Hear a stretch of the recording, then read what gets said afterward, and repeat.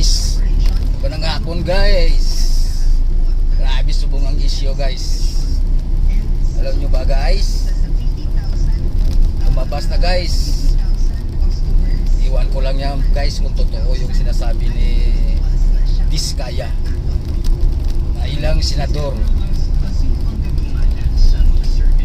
kumukuha ng kubra guys sa mga kontraktor guys sa flood control project ng gobyerno guys. Kita nyo yan guys. Ordinaryong Pilipino tayo guys.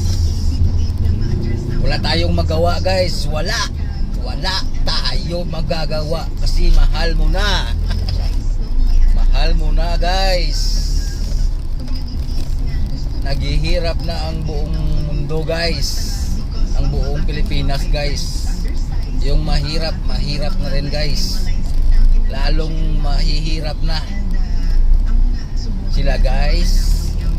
Utang ina nila guys. Sarap buhay nila guys. Milyon yung kabi guys. Ay, puta nila guys. Hindi man lahat na senador guys nakakuha guys. Pero iwan ko guys kung may mapapatunayan dyan guys. Kasi guys, pag may pera ka guys, mahirap kang tablan guys. Nasa mayaman lang ang hustisya guys. Kung bigado ka guys, punta ka lang dito sa Iloilo guys. Dahil kapag ikaw yung nang-hold up guys, ikaw yung tawag nito, ikaw tinutulungan guys ng mayor namin. Kaya guys, kita nyo lang guys, grabe issue ngayon guys. Kaya guys, gusto nila guys na i-kuhan na si President Duterte guys, nilitisin sa Netherlands para daw sa ganun-ganun na kaso. Pero sa totoo lang guys, mas okay ako doon kay Duterte guys.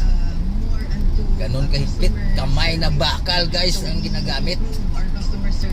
Kaya kita nyo guys, daming issue kay Vice President Sara Duterte guys.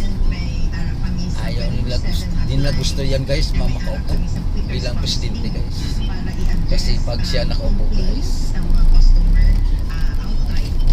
hindi na sila makakabingwit ng malalaking pira guys. Bilyon guys ha, bilyon.